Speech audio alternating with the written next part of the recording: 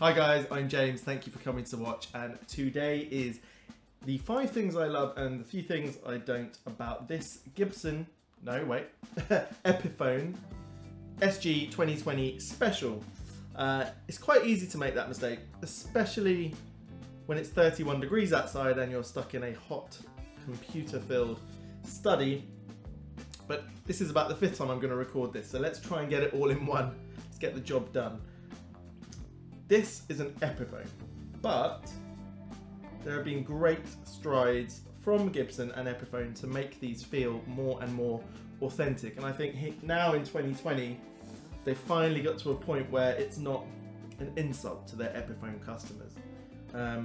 There's a great following for Epiphone because it gives you a huge taste of the real thing for a much more attractive price. So how have they topped it? How have they given us more? Well, these 5 things I think will demonstrate. Firstly, the look of the thing. It's a gorgeous finish, gorgeous colour, especially from a distance. I'll get onto a couple of other little things later. But the appointments, the hardware, the colour, the overall scale, dimensions, shape, all look absolutely spot on. It's an attractive guitar. You'd be proud to play this on stage. You'd be happy to practice with it just from the look of it and the way it will make you feel. And I think that's a large part of any guitar. So here now, the Epiphone, you can be proud of it if you weren't before. So I think that's a great start. Well, number 2, leading on to, is the Headstock. They finally decided to redesign the old oversized or whatever, less attractive, shall we say, headstock, and now it has got more of a authentic sort of feel to it. Let's compare it, I think, to my recent 2020 Gibson Les Paul. Now, from my point of view, they're not too dissimilar now. I mean, it's a different design. This is an SG, this is a Les Paul, but you know, whilst there's a bit more detail in the Gibson one, you just think that finally the proportions and the size and shape is more attractive on the Epiphone than it used to be. So that's good, and it's what it stands for. It stands for the fact that they care, they're trying to improve, and they are throwing some love at Epiphone customers, which is great. So, moving on. The weight and playability of this instrument is fantastic. SGs, I think, have always been pretty playable. They're lighter than Les Pauls, although I have felt some heavier older ones. This is very light. I'm not sure of the exact weight, but more importantly than that is the sort of balance of it. SGs used to sort of dip forward, which could be a bit annoying and a bit, you know, taxing on the shoulders. This is so well balanced. It's not light enough to feel like a toy, but it is got some weight at either end, enough to sort of really balance it so it's not tipping. I'm not having to try to keep that steady. And that's really important for long practice sessions, long gigs, and carting the guitar around, that it is light. And here with the SG, they've done that without making it feel too plasticky, which I think is a great thing for this sort of price.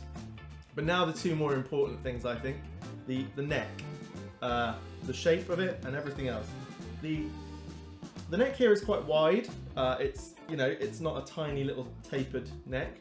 SGs have got quite a slab on them generally, and I think it's part of the design, and it's the way, you know, they look like that.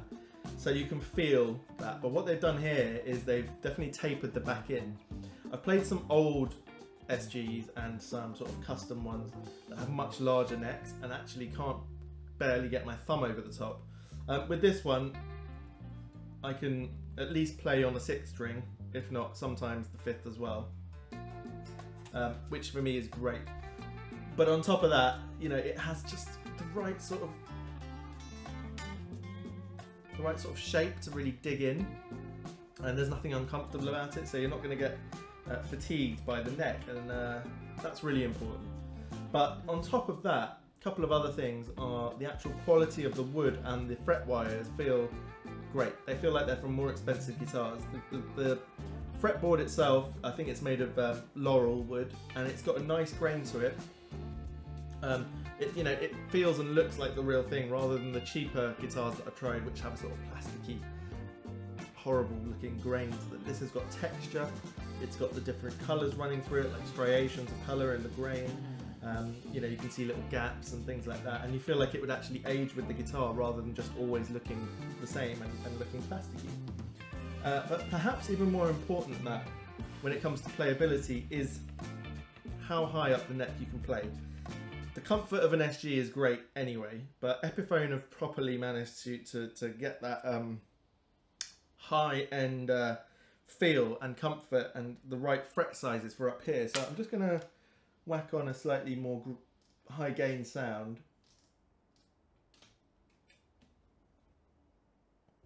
So you can see what I mean.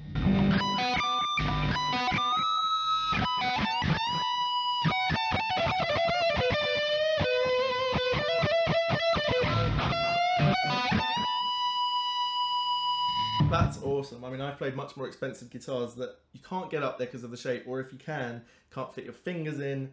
And if you can do that, it's got no sustain, nothing going on at the top end. And this is great. You can play all the way up to those 22 frets, 15, 17, 19, 20. Yeah, 22 frets.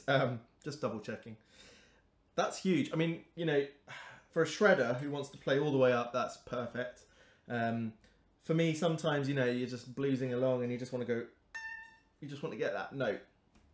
So that's actually fantastic. And, you know, there's no hard edges. It's nicely designed and carved and it's comfortable. Pretty astonishing, really, for this sort of price. So the neck, I think, is just fantastic and a huge selling point for this guitar. You won't get tired of it. But point number 5, the most important, you know, we can put up with everything else if the tone is good. So I'm just going to take you from a very clean to a less clean sound. Let's start with the clean.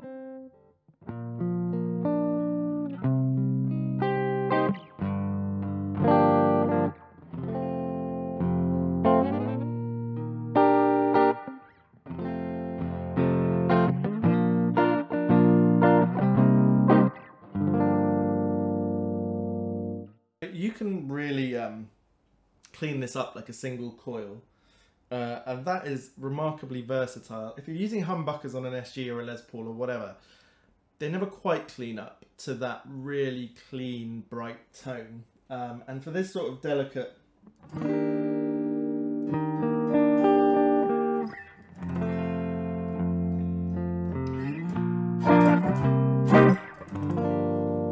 the frequencies are great as well because there's no overriding sense of low end, there's no over brightness and edginess from the top end, and then there's not really a scoop.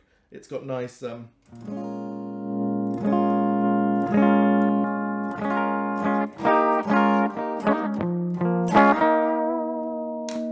yeah, it definitely wins on the clean side, and for that I've got to give it a huge thumbs up. Often the weaker end of a cheaper guitar is the clean that you get out of it. So let's move on to a more crunchy tone.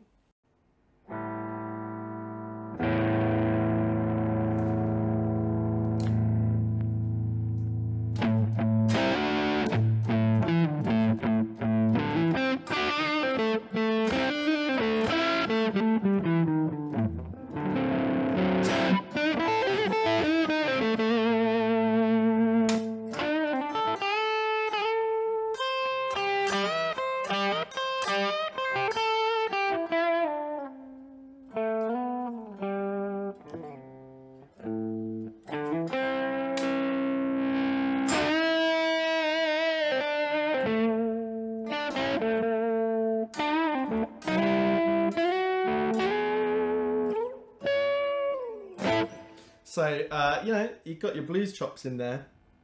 I thought you might find it interesting for me to just plug in the Les Paul just for a very quick comparison on the same settings.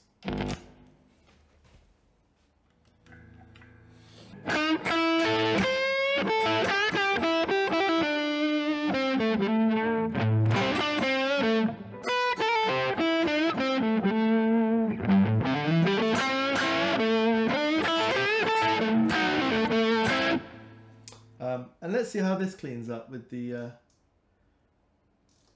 same sort of clean tone that we had a second ago.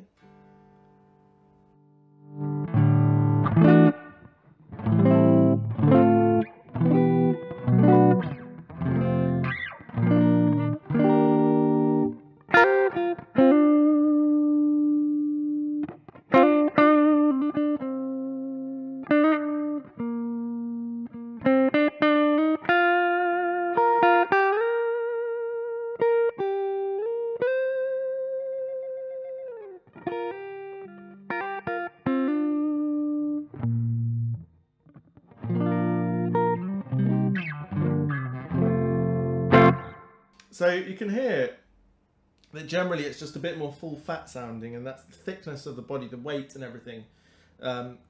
Probably slightly higher output on these pickups. It definitely sounds louder at the same sort of levels of the amp.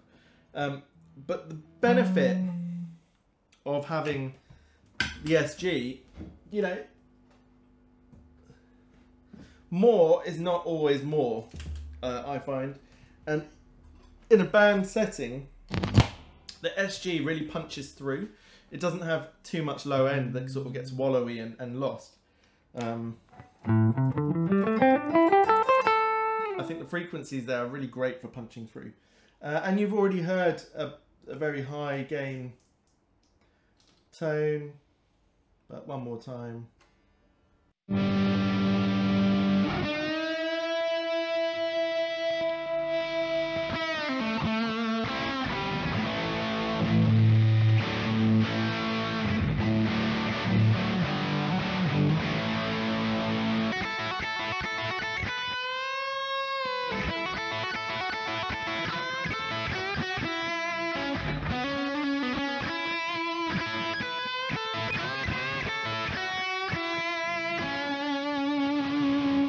So really it can do it all, and I think that's the great thing about P90s and also SGs.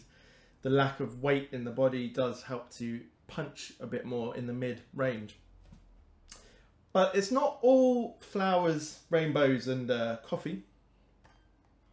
There are a couple of small negatives to this guitar, but I must say they're not deal breakers in any way. But these are the ugliest tuning heads I've ever come across. I don't know how authentic they are to the real thing, but they are tiny and they are plasticky. But let's give you a closer up view if you can. I hope you can see that. They just don't feel right on this guitar. They're just pathetic, frankly. But the thing is, the guitar stays in tune pretty well, which I can't say about all guitars, expensive or cheap. And that's a really important factor. And you get used to them. You know, they are what they are. I don't think at this price point we can complain too much about one or two cheaper elements. But what surprised me a little bit was just that on close inspection, the finish is not as good as I thought. You know, the paint job is fine. You've got a sort of okay finish. It doesn't pull too much in the crevices.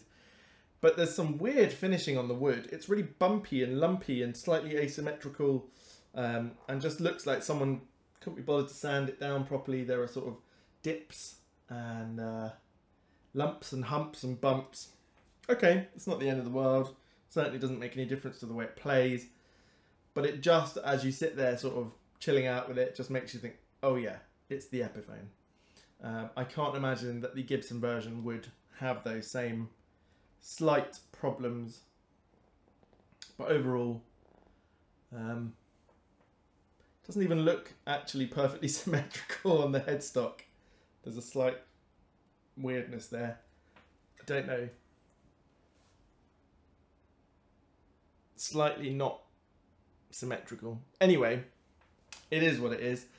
If this was £1,000 or more, I would definitely be much more critical over the actual finish of the wood and everything. But as it stands, you get so much for your money. It's so impressive. The sound is great. Yes, it's missing a little bit of character compared to the P90s on the Les Paul. Slightly missing the hair on it. But overall, I don't think you'll notice that too much. And you get the true SG character and the flexibility of P90s and the look of a great guitar. So yeah, there we go. Couple of low points, but not really much. It's very good effort. I'm going to have to give it something like, you know, you'd give it like an 8 out of 10 for this. Fantastic effort. I only have to go and try now a equivalent priced Squire and see what they're doing over on that side. Anyway, I hope if you were thinking of buying this, that this is giving you the push to go and get one. Although they seem to be flying out the door considering they've been out of stock a little bit recently. And if you like this sort of content, please subscribe to the channel, give me a thumbs up, and comment down below what Epiphones do you think have been great, or other alternatives for medium price guitars. And we'll see you on the next one. Cheers.